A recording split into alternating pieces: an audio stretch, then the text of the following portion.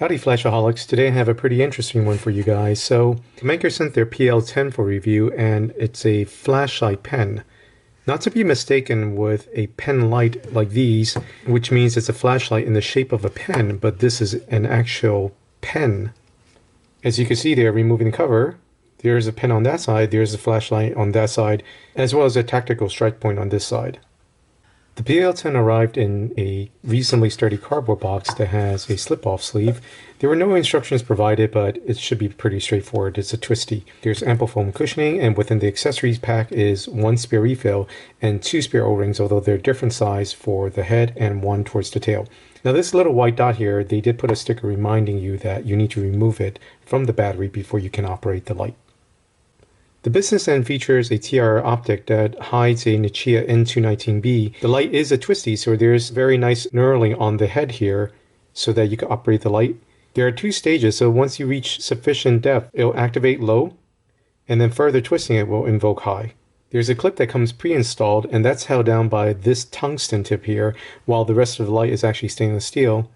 Removing the cap will allow you access to the pen, and further removing that tip will give you access to the pen refill. Removing the head of the flashlight itself, that exposes the USB charging port there, and then further disassembling this, you get access to the included Nighthawk N219B battery in there. So given that this can be used as a writing instrument, there was no grease pretty much on anything. I did apply a very minute amount there, but still, you would have to use that judiciously so you don't get grease all over your hands while you're using it as a writing instrument. But even without grease, all of the threads are very smooth, so they operate very nicely with no grittiness. And that pretty much covers the main features of this light. Unless you have a dedicated charger that specializes in charging a small cell like the N219B in there, just simply take your micro USB cable, plug it into the side there. There is a LED there that will turn red during charging, and it will change over to green when the cell is fully charged. After which, just simply remove the cable, replace the cover, just enough so that way it doesn't activate the light, and you're all set. Size-wise, the PL10 sits roughly between a 2-cell light versus a 1-cell light. It's almost like a 1.5 cell light, with the exception that it truly isn't because it runs on a N219B cell. Names are all there in the captions, but if you have any questions, dump in a comment. Handling-wise, it's pretty much like any other twisty lights. You could use it one-handed, and given that this is smooth, although there is a little bit of friction there, it's still easily operated, as you can see there. Tighten for that. Reduce for low. And because there is no hidden modes or anything of that sort, you don't have to worry about twisting it back and forth. So that friction, I actually do appreciate it because it helps prevent it from accidentally turning on when it's in your bag or perhaps when it's inserted in your pants pockets. Overall, feels very comfortable on either side, and if you did need to use it for strike purposes, you could place your thumb over the glass side of it for additional leverage. Here's Manker's PL10.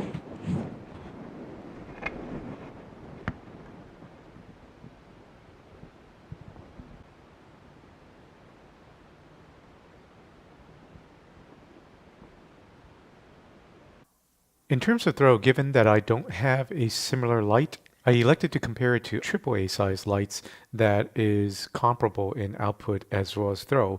But right off the bat, you can see here that as with the lumens measurement, I wasn't able to quite match up to manufacturer claims. Manker has stated 900 CD, which translates to 60 meter beam distance. I only managed 22.5 at 30 seconds, which translates into about 360 CD, and then a 38 meter beam distance. These in the past, I haven't captured the ambient temperature. This was a more recent measurement.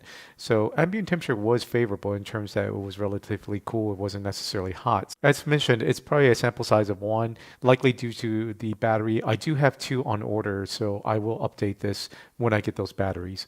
Now, just to wrap it off, through Night's TI Christmas edition, I achieved 42 versus stated claims 45.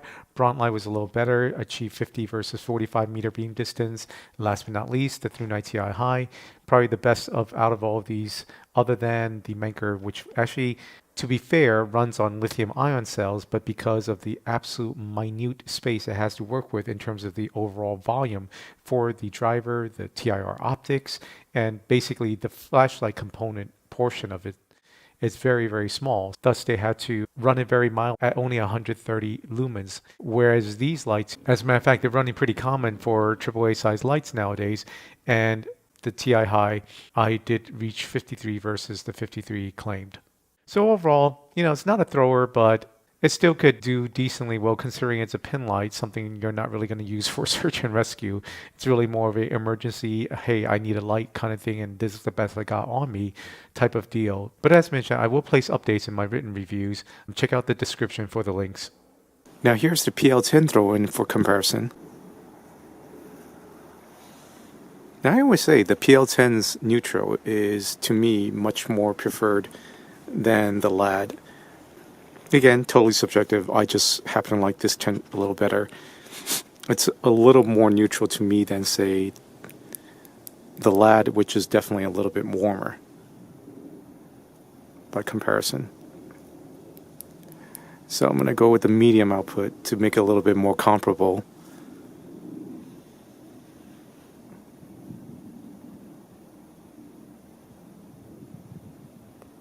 It's a PL10. Here's the LAD. And here's the PL10. PL10 actually looks cool by comparison, but in real life what I'm seeing is, like I said, it really is a very nice, pure neutral white to my eyes. Versus the LAD's warmer tint. PL10 again. And here's the PL10's low mode. This is again very close to what I'm seeing in real life. I don't know how many lumens is that solar light, but it's fairly accurate comparing to what I'm seeing. The TR optic produced by the PL10 is a very nice, I would say almost like a no hotspot. So as you can see there, there's almost no distinct line between the hotspot and the spill. Overall width was roughly about 40 degrees. This is on low. And that is on high. And the tint that I'm seeing is very close to what I'm seeing in real life. Now here it is again, as mentioned. It's just a very, very nice, smooth, almost like I said, no hotspot. And this is back on low.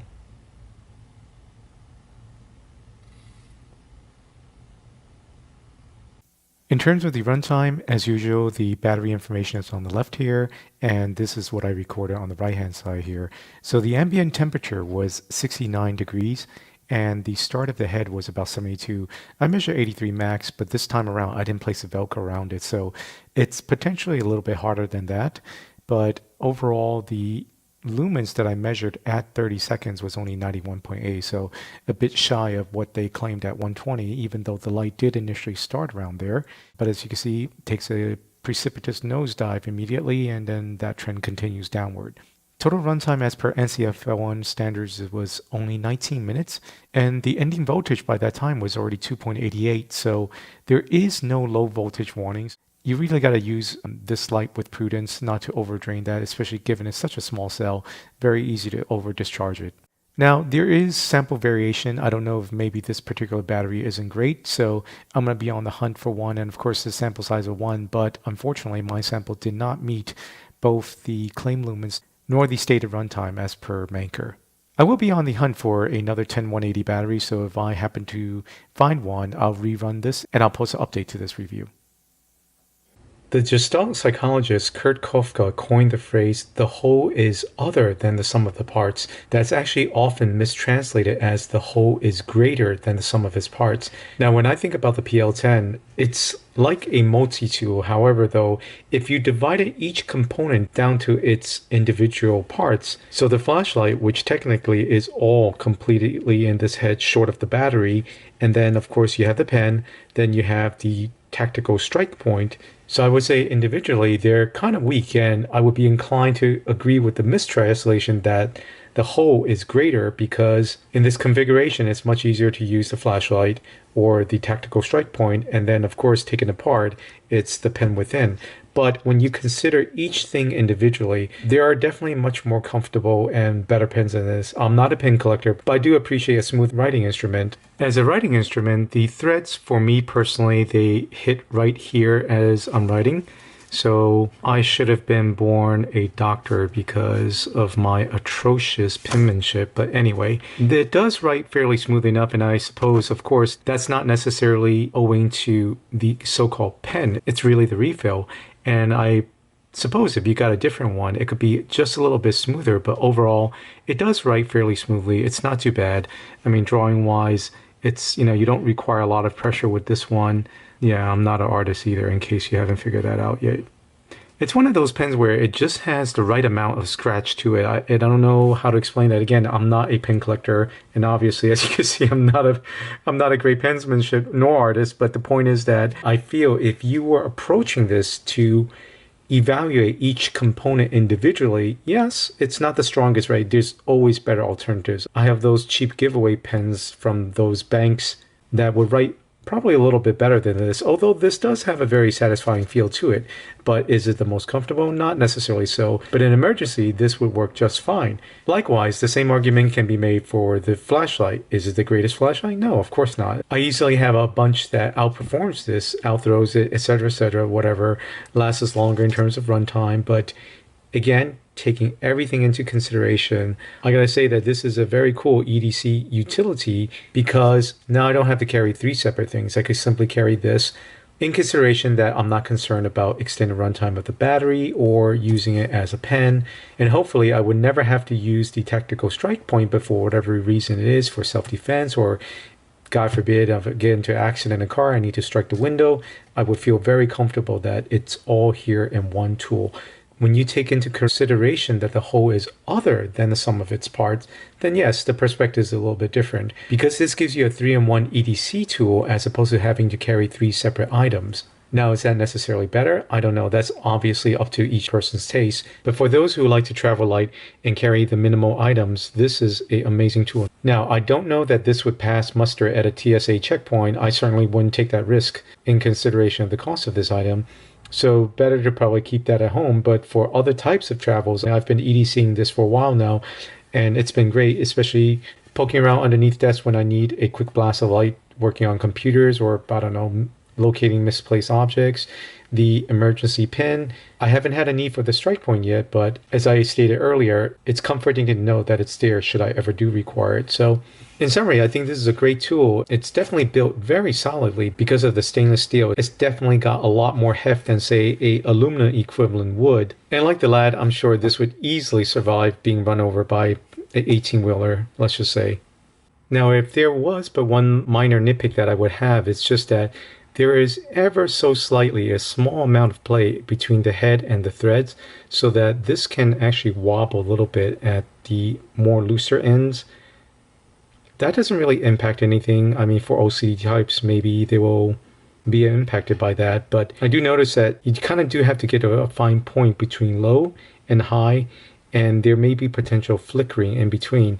Not so much so when you're holding it like this and using it, but if you were grabbing this end. But like I said, I mean, that's not a real use case. It's more that I'm just pointing it out. Aside from that, the fit and finish is very solid. The tungsten tip has been screwed on very tight. I haven't gotten around to taking it apart yet, but I will check that in the future. But overall, like I said, all the knurling, everything else is finished very, very precisely, with the caveat again of the head portion. But to be fair though, it is designed to be a twisty, so thus you're keeping the head loose. So you may notice that play as opposed to, say, a clicky where the head is twisted on tight. Subjectively, I like it a lot. I wouldn't necessarily like it any longer than this because it's already fairly long enough. And like I said, in consideration again, that I'm not concerned about extended runtime or extended writing, this suits my particular use cases great. In consideration of their EDC aspirations, I'd be very intrigued by what other EDC multi-tools that Manker would be coming out with. Cheers, Manker. As part of FTC disclosure, the PL10 was provided by Manker for review. Thanks again for watching.